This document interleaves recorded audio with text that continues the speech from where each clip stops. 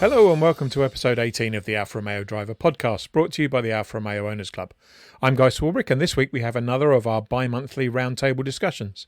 There's been a lot going on recently, and we talk about most of it here, but unfortunately we recorded this episode on the Friday before the new one-month lockdown was announced, so we couldn't talk about the club's latest COVID guidelines, which can be found on the club's website. And we didn't know at that point that the final round of the Alfa Romeo Championship would be cancelled. So congratulations to Tom Hill for taking yet another title in his new 3.2 litre GT, and let's get on with the podcast.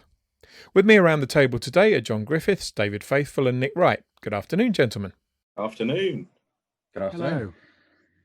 Okay, we're going to start with some news. There's been quite a lot of news in the last couple of weeks in a number of different areas I think will be interesting to members.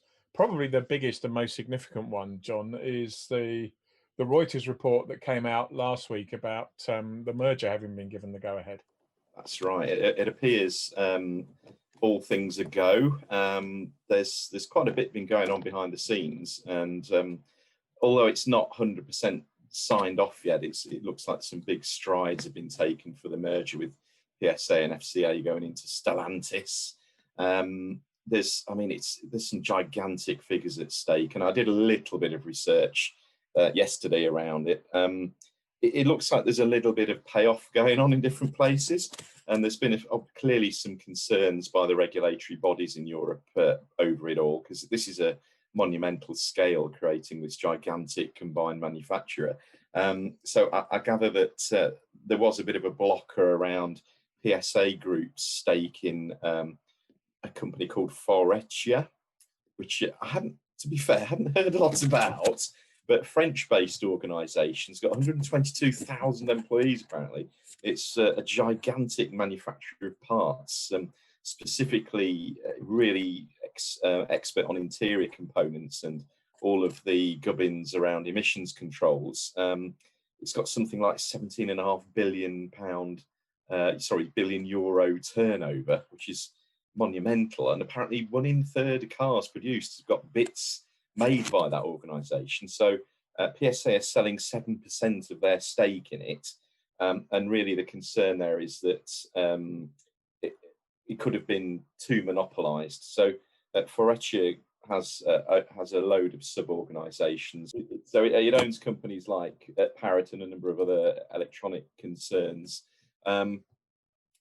Moreover, it looks like the board under Carlos Tavares, the CEO, that's all going to stay as is with 11 members of the board.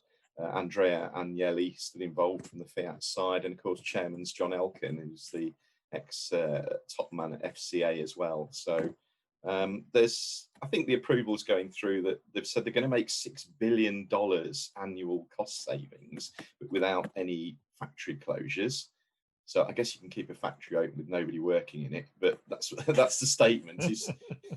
Is no factory closures. But there was also concern that with FCA and the other Vauxhall, Peugeot, Citroën manufacturing so many vans that they'd have utter dominance in that market in Europe. So apparently they're going to start. There is a combined PSA and Toyota operation building vans in France, and that's going to definitely continue.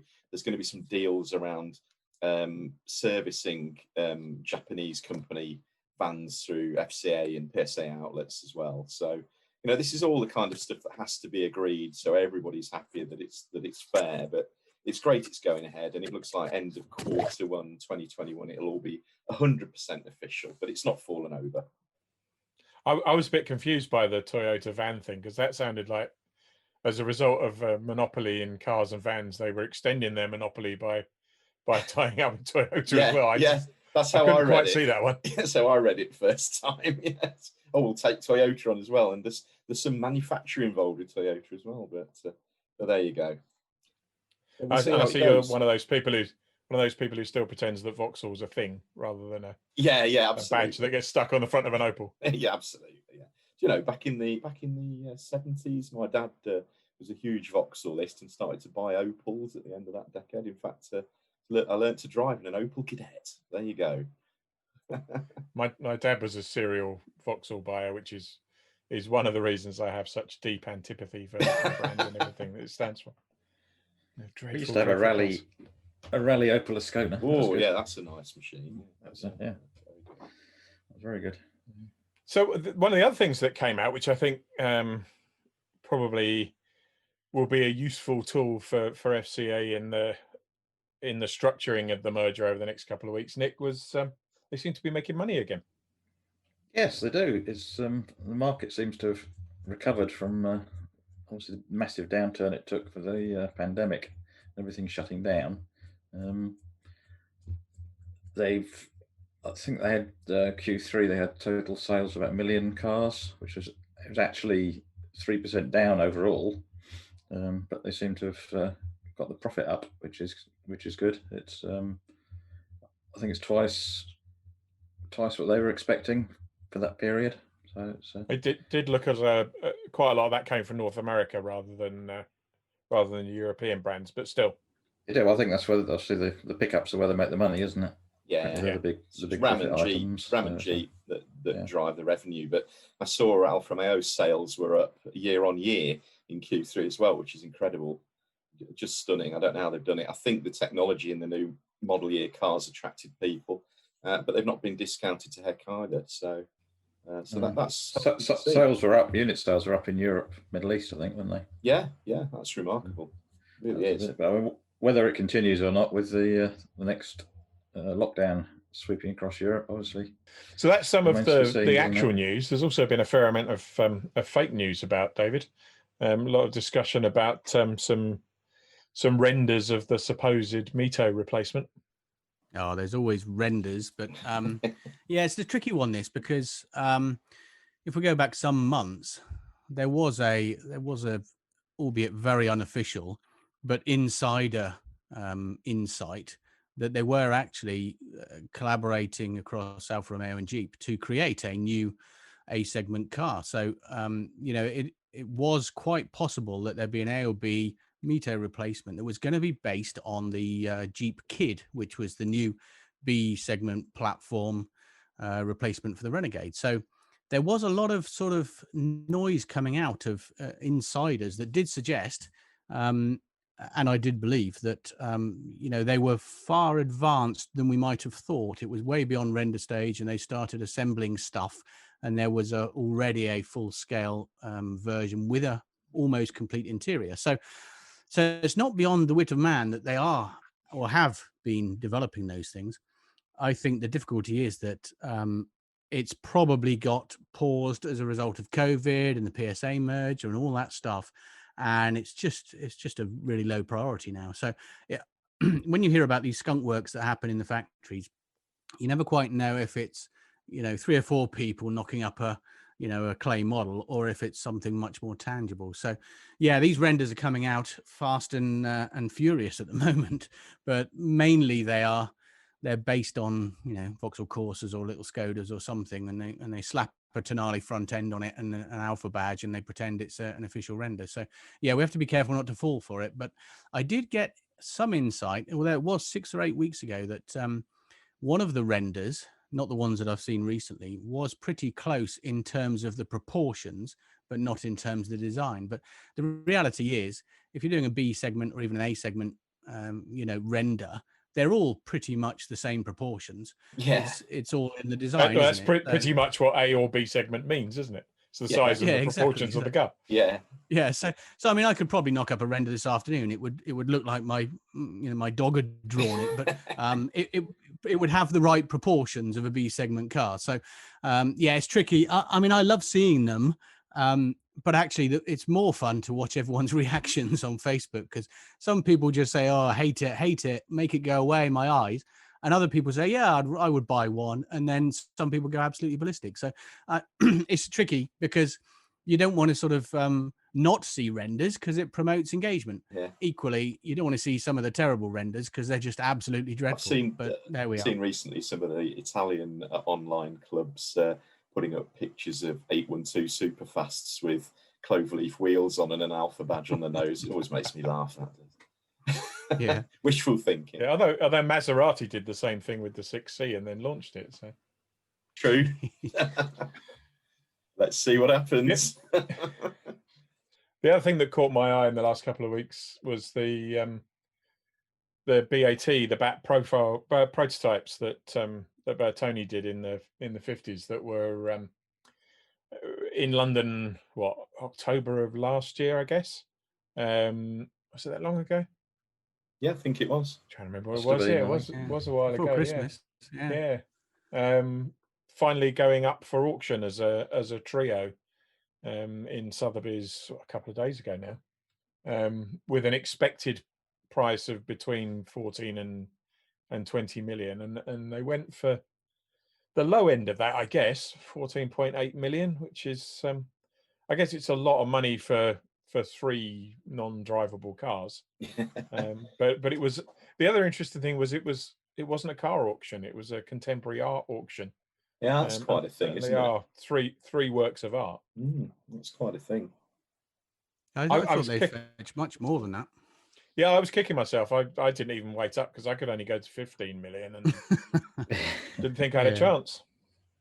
No, you should have spoken. Should have spoken to us. We could have had a whip round and got it up to 15 and 30 quid. We worked something out with the Affinity Deal, maybe. I don't know. Yeah. Bring up Paul Jones. Let's find out. I'm assuming they weren't taking part exchange. Yeah. Very good. Yeah, I think, but it says something though, doesn't it? When cars are in a art auction, I think that's sort of. I mean, on the one hand, they are works of art; they're things of beauty. I love and adore them. On the other hand, that's the wrong sort of buyer, isn't it? You will never ever see them again, will we? They'll just be locked away. I guess it depends who went to the auction. There's nothing to stop a petrol head going to an art auction, but yeah. I think it's definitely a risk. It's interesting though, if you look at the history of them, although they did actually turn out to be quite spectacularly aerodynamic. I think the best of them's got a drag coefficient of 0.19, which is pretty amazing. Yeah, they pretty much were works of art. I mean, they were sketches that were drawn based on how he thought aerodynamics worked, and to look pretty. Yeah, and he turned out to be pretty much spot on. But they weren't. There were no wind tunnels. There were no aerodynamicists involved in crafting them. It was gut feel and aesthetics. Yeah, very right. A thing of beauty, for sure. The other area there's been quite a lot of news over the last few days is around F1 and motorsport in general. Probably the biggest news, and a thing, something that a lot of us feared might not happen, John, was the re-signing of the deal with Sauber for at least one more year. That's quite surprising. I mean, I think you and I, Guy, exchanged a bit of some witty remarks by messenger the other day over F1 in general, and I've got this general disappointment that Alfa's knocking around towards the back of the grid. But you rightly countered that. Look, this is the premium. This is the cream of motorsport, and the way that it projects itself around that gigantic global market. There's nothing else with cars, so it really is delightful to see going ahead for another year. And hopefully the car will get faster, of course. But there's clear signs that there's proper Sauber link up. We're seeing the GTAM getting into their aero guys' hands and being tweaked, which is great for when that one launches. Plus, there's more and more interest, isn't there? The only thing I'm slightly disappointed in is it looks like Mick Schumacher's not going to join the team.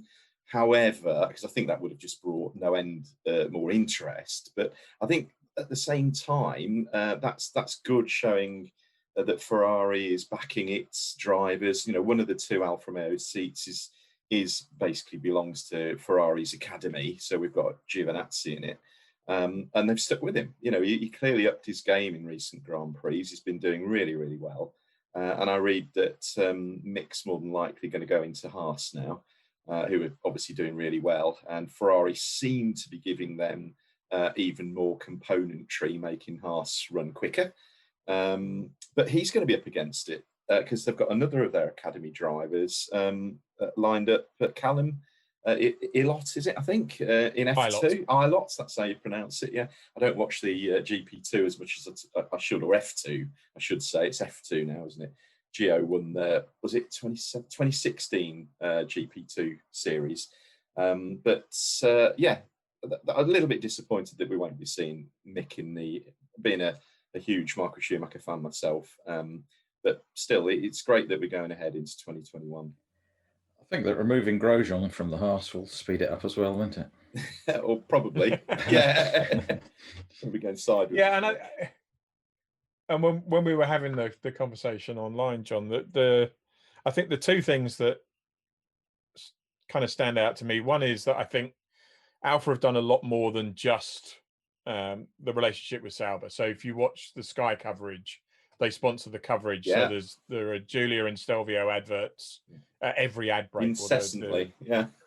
Yeah, the intros and outros from every break, which I think helps with the reinforcing the brand. And I think for most people who aren't dyed in the wool motorsport fans, most of the F1 global audience, they kind of think it's a meritocracy. So anybody who's in F1 is there because they're good, and therefore they're the top 10 teams manufacturers in the world, and Alfa's in the top 10.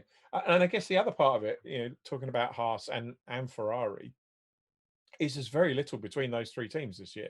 So if you think about the problems that Alfa Romeo have had this year, they've mostly been the same problems that the other two teams have had, and they're Maranello problems rather than Hinwil problems, really. That's true. And but hang on, last weekend wasn't it fantastic seeing Kimi on the first lap going past people? Just brilliant. That was so exciting.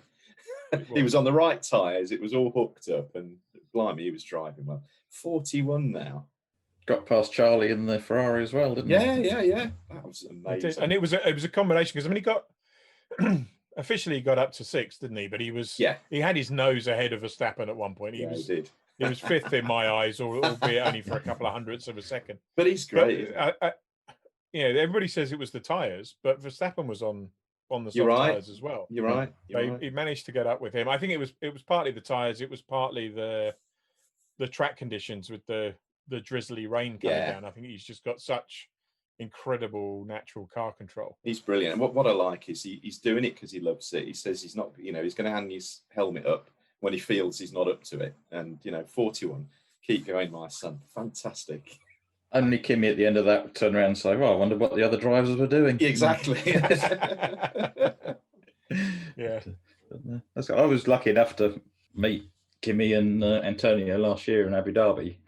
Sat down and have a chat with them. As you do, Nick. Absolutely incredible. Yeah, I mean, it's I still can't quite believe it. But I mean, Kimi's not monosyllabic as he comes across. Obviously, in real life, he's not like that. And Antonio is just like he's got his hand plugged into the socket. Really? Yeah, absolutely. He doesn't stand still. They really were. It just reminded me like of an old dog and a young puppy. But I think the experience that they have, and they do make a good team together. Yeah, absolutely. And of course, we should refer to him as Alfa Romeo driver photo competition judge Antonio Giovinazzi. Yes, absolutely. Absolutely. His most important achievement. Yeah, definitely. Certainly this year. Are you planning to still call him that for the next few years? I mean, is this just going to run and run? He's not going to ever not have been an Alfa Romeo driver photo competition judge, is he? So I'm sure it's on his CV, so fair enough. We'll keep it going as long as we can. The other thing you touched on, John, which is kind of the flip of all this, and another thing that gets debated incessantly online, is whether this is an Alfa Romeo team or whether it's a Sauber team with some stickers on. And I think the interesting thing about the GTAM project, not only are they using the wind tunnel and using the drivers as test drivers, although I think that was a little bit of a publicity stunt stuff they did at Bolocco.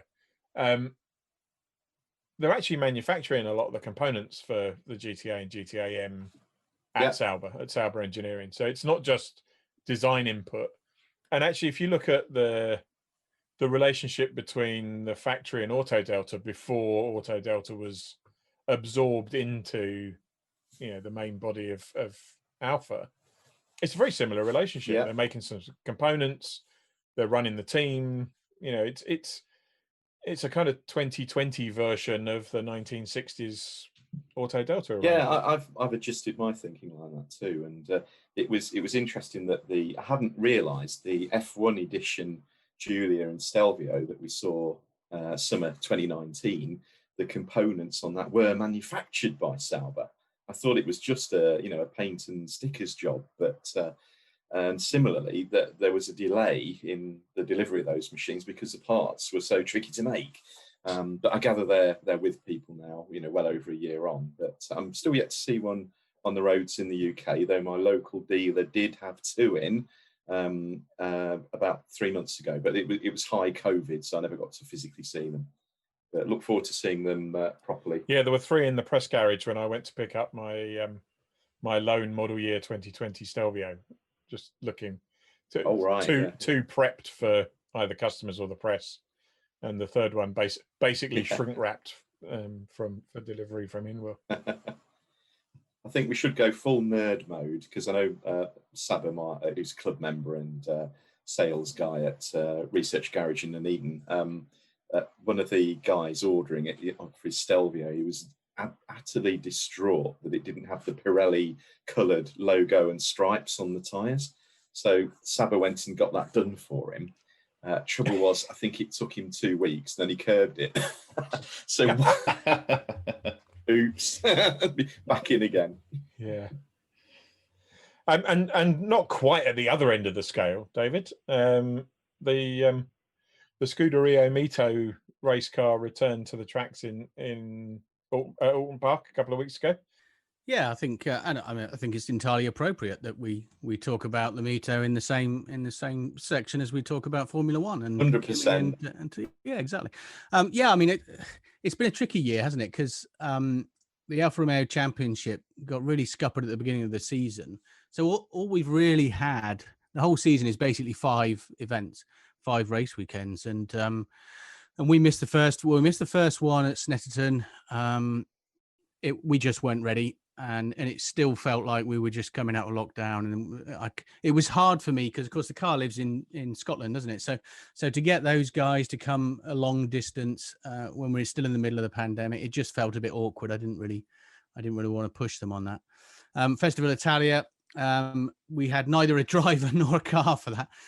So yeah, we went to Alton Park a few weeks ago and did okay actually. But I mean, the MiTo, it runs really well in the wet, and I've got to be honest, that really worked in my favor because we've only got one set of slicks left, and they've probably only got one race left in them. So truthfully, I was really hoping that it absolutely chucked it down at Alton Park or chucked it down at Silverstone the next race because I've only got slicks for one dry day, but got loads of life left in my wet. So yeah, we did really well. We've got Matt Daly driving it, who will be familiar, normally seen in his yellow 145.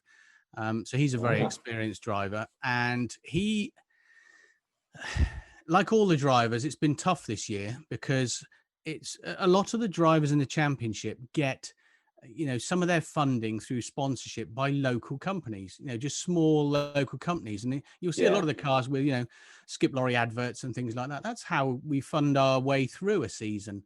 And without that, it's really, really hard. So, of course, a lot of the drivers just didn't have the heart to go to those companies and ask for money this year. It's just, so I think people have sort of underestimated the effect on motorsport. Although we've restarted motorsport, albeit in a smallish way, most of the drivers are really, really struggling. And unless, there are a few drivers who are just minted, but most of the normal guys, they need the odd 200 quid here and 200 quid there from local companies. And those local companies are either not in a position to pay it, or the drivers are not in a position to ask.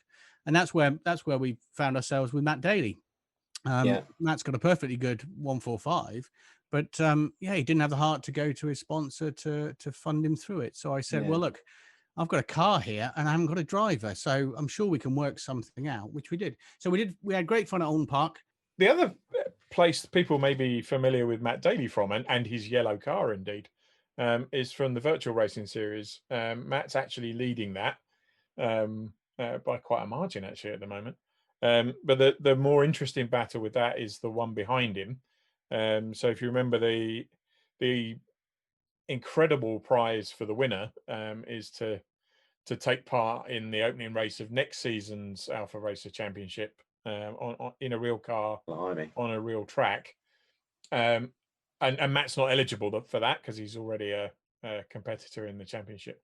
So that battle's being fought between Andrew Whitehead and Colin Cunniff, who are, I think, Andrew's currently 12 points ahead in terms of the normal points system.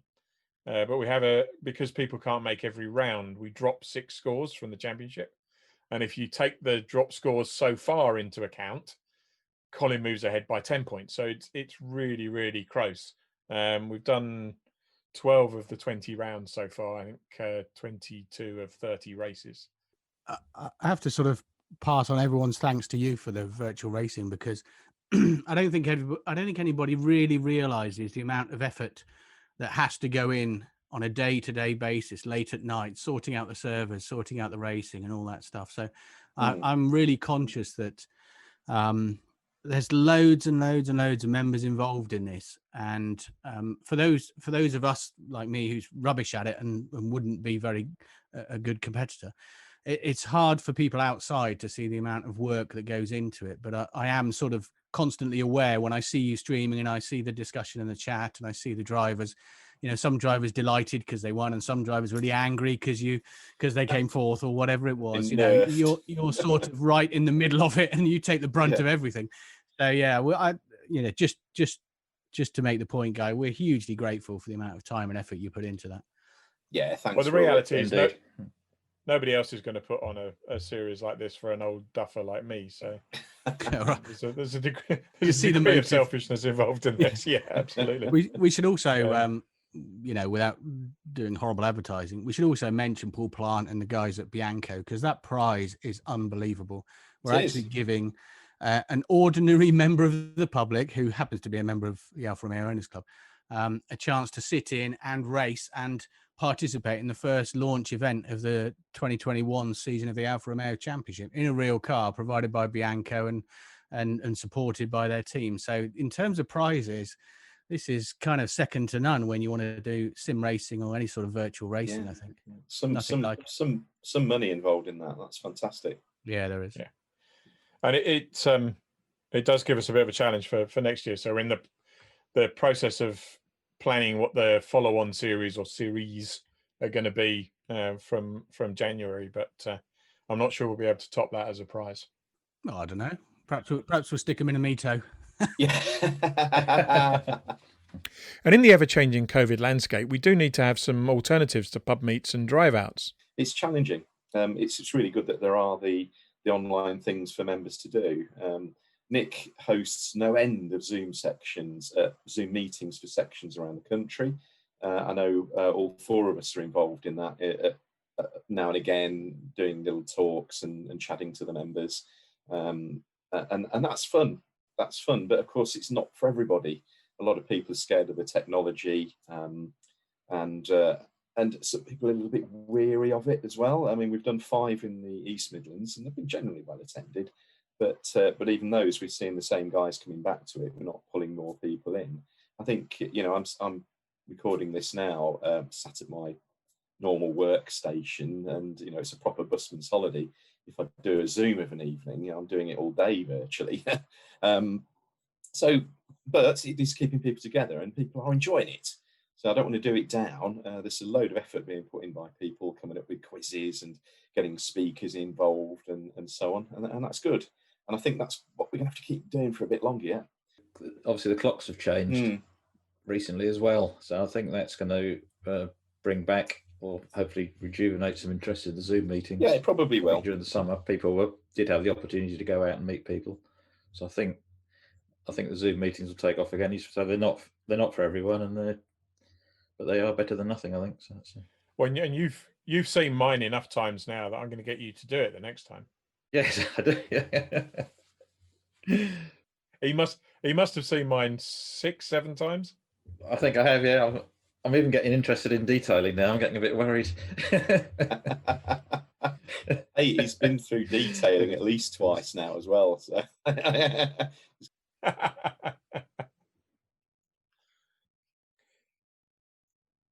So I'm sure something that a lot of the members have thought about and may be concerned about. Events have always been a big part of our income, and a reason for being a member. So, is it possible to give a bit of an update on where the club is in terms of membership and finances, and with the impact of this very unusual year? Yes, indeed. I mean, we obviously in February, March, April time had concerns that membership levels wouldn't hold up.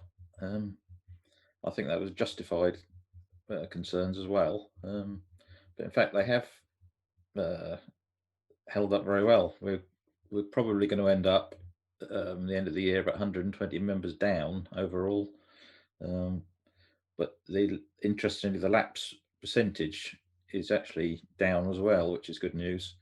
I think the difference, you always get some people leaving anyway because they've sold their Alfa or etc. etc. But we haven't had the opportunity to top up the membership through events. So I think that's is obviously the difference in it.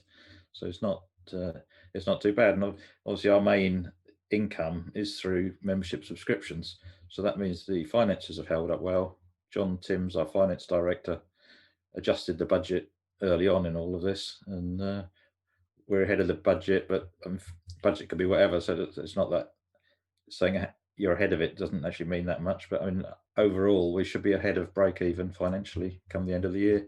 So it's good. It's not as we'd have liked to have planned it if we were having this conversation this time last year, obviously. But overall, we've done very well, I think. And I would just add that our lapse percentage rate is, as I said, it dropped. It's way below a lot of other car clubs now, which is good news. That's really good. And again, for your membership, you can't go to events, but the club in general has upped its game on a load of fronts. I mean, we've got podcasts, virtual racing, load more discount schemes. The magazine's been bigger for the last 2 editions. Loads of good content in that. Again, thanks, Guy, for pulling all that together.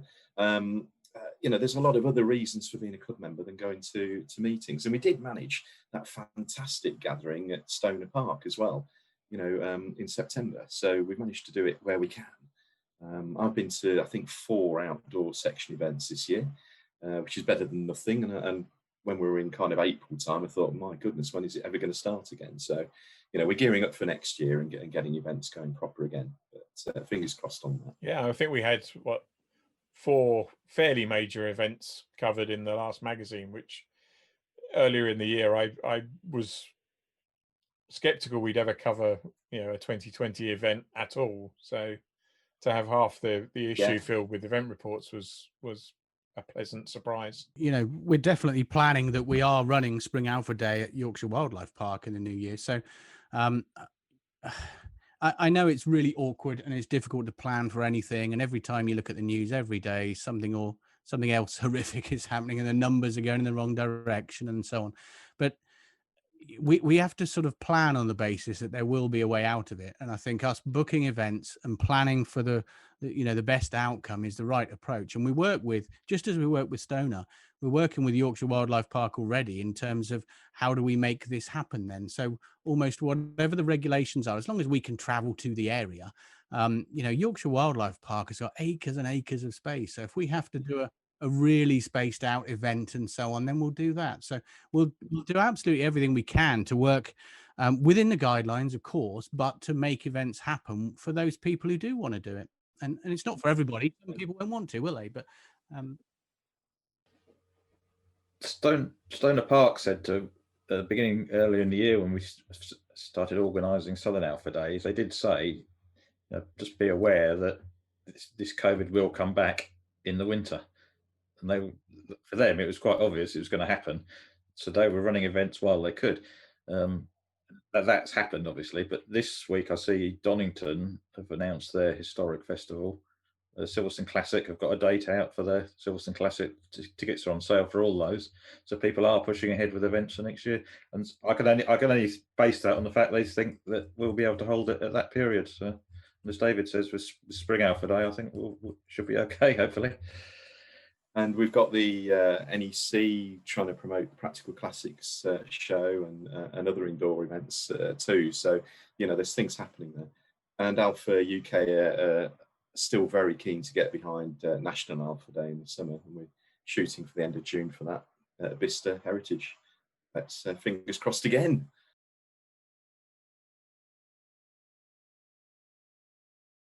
We've worked really hard, particularly Nick has worked hard to really improve the sort of the coverage of those benefits. So the Affinity Deal, we made a song and dance of our Affinity Deal when we launched that a few months ago, but the new pricings come in for the last quarter of this year, and it's unbelievable. This Affinity Deal is on all Jeeps and all Alfa Romeo at any participating franchise dealer. And some of the, the discounts, there's a range. We won't give too much away, but typically they'll range between 16 and 22-ish% off. I mean, on some of the sort of, frankly, the dearer cars, you're getting £9,000 off just for being a member of our club. So for your 40 quid a year, you get £8,000 off for Stelvio. I mean, it is. And even some of the tail end of the Giuliettas, even some of the Jeeps. I've actually got my wife looking at Jeeps, and she's been in an Audi forever. And I never thought I may still not get her out of an Audi, but she's looking at the Jeeps. And again, £7,000-8,000 off a Jeep. Suddenly that's really appealing. So if you're going to finance a car, that's £8,000 off, say, a 20 grand window that you're saving. So you're not financing 20 grand, you're financing 12 grand. I mean, I've just got my Giulia, and I'd agreed a price, and then the Affinity Deal came in, and the additional saving, absolutely phenomenal. I can't exaggerate. I cannot exaggerate it. It's incredible. So yeah, I mean, it's honestly, in terms of club benefit, it's unbeatable. Of course, like everything, it's not for everybody. Not everyone is in a position to buy a new Stelvio or a new Giulia. We're very lucky if we're able to do those things. But for those who are members, who are able to, why not? It's just a brilliant benefit. I'd also say this is going to boost sales. It will mean that there's more older ones down the line as well. There'll be more on the used market, and the guys that are in, I don't know, 159s, Giuliettas today, there'll be more Giulias and Stelvios to leap into come the time. And of course, we're not going to drive thousands of sales, but there'll be a good number. Yeah, well, I hear there's already a good, a couple of the dealers I've spoken to, there is already, we're talking about, 8, 9, 10 sales at one dealership as a direct result of this deal. So I think we should be really proud, actually, because some members will know it's been a long time coming, but now it's here. My goodness, we can really make a significant dent. We're not, as you say, we're not going to turn around the car market in the UK, but for one dealer to get 6, 8, 10, new deals off the back of these numbers really help these dealers. And again, they're going through a difficult time as well. So I think, all round really positive. Just two other things to mention, of course. Halfords have just agreed to sign for another year from November, and this is a big thing for us because our members do give a significant volume to Halfords. I think our members might be surprised at how much sales our club gives to the Halfords stores around the UK. There's an awful lot of noise out there that Halfords are no longer going to do deals. They're not going to partner with clubs. It doesn't make them any money. But our relationship with Halfords is absolutely superb. They know the benefits that they're giving to our members, and they can also see the income that we're bringing to them. So it's an absolute win-win situation. There was no hesitancy at all that Halfords wanted to extend for another year. And so we're sorting out the practicalities now. But I thought that was a really positive thing because I know we already had Halfords, but across the marketplace, it is true that Halfords almost certainly won't extend all of their agreements because lots of them don't make them any money. But for us, we are bringing really strong revenues for them. And there's no limit. You can just keep going back and buying. And, I think it's absolutely fabulous. I've always got them printed in my glove box and take them in with me. And I've never had any trouble with them. But anything at all. There's no limit. You just rock up, fill a basket, show your thing, and away you go. It's brilliant. Great for Christmas. Mrs. Griffiths is very much looking forward to a new jet washer, I have to say. It's not Hoover again this year, John, then? No, that was last year. We should really put their virtual sponsorship on a faster car for the next series, because they're stuck with me at the moment. One tiny thing to mention. I say tiny, it's absolutely brilliant. Tainer batteries are now signed up in partnership with us. Tainer have a brilliant history. When you speak, there's two guys who launched this, and they're proper battery nerds, and I appreciate batteries aren't very sexy, but in some of the older Alphas, they're really important. And when the batteries start to fail on cars like the MiTo, you get all sorts of trauma. Tainer batteries. I did a thing a year or so ago, sort of a buyer's guide to batteries for the MiTo. That's how sad I am. And it didn't matter. It didn't matter where I turned. Tainer batteries always gave the best price, and I'd spoken to them, and I've spoken to them since. They're proper battery nerds. You can actually phone them up, and you'll speak to a person. It's a family business, but they've got huge stock volumes. Prices are already unbeatable, and then you get 10% off if you quote our discount code. So yeah, if anyone's thinking about batteries, particularly as we head into the cold winter nights and so on, you need to keep your batteries on charge. They also sell chargers and other things, but yeah, have a look at the member discounts on our website and look up Tainer batteries. They're a brilliant little company, really nice people, and a discount for members. I'll mention Pirelli as well. They've done another thing they've been doing during COVID are the special presentation evenings for club members over Zoom. And we've had three editions through their Pirelli Performance Centre at Burton-on-Trent. And they really brought winter tyres to life a week ago for us, over an hour. And learned no end about that. I got no idea about some of that technology. It was fascinating and all done for nothing. And these are the guys that are offering us cash back on tyres at a discounted rate. And then I think it's gone up to a maximum £120 cash back if you're on 20-inch rims on any car. It's not got to be on an Alfa either. I mean, it's fantastic. Long may that continue. And you can do that twice a year as well. That's not. Well, there you go. I'll deliberately wear my tyres out. Shouldn't be difficult in your new Julia. No. The rears are a bit iffy already. Superb. So thanks for that, gentlemen. It's obviously been a busy period. A lot of news around. I know my personal impending deadline is I've got an MOT coming up on the Spider in just over a month, so I'm starting to get ready for my usual 4-figure spend on that. David, what have you got planned for the rest of the year? I'm going to miss my NEC pilgrimage. I've been doing that every year for donkey's years now, so I will miss that this year. I've just had the Julia ceramic coated, so I'm going to be playing with polishes when the weather turns nice in the next week or so. I'm not allowed to wash that for 7 days, so that's doing my head in. But I've also got my my very old 2008 my MiTo press car. I've got a red MiTo press car, that one of the first ones in the UK, and I went to get that out for Southern Alpha Day, and the clutch went.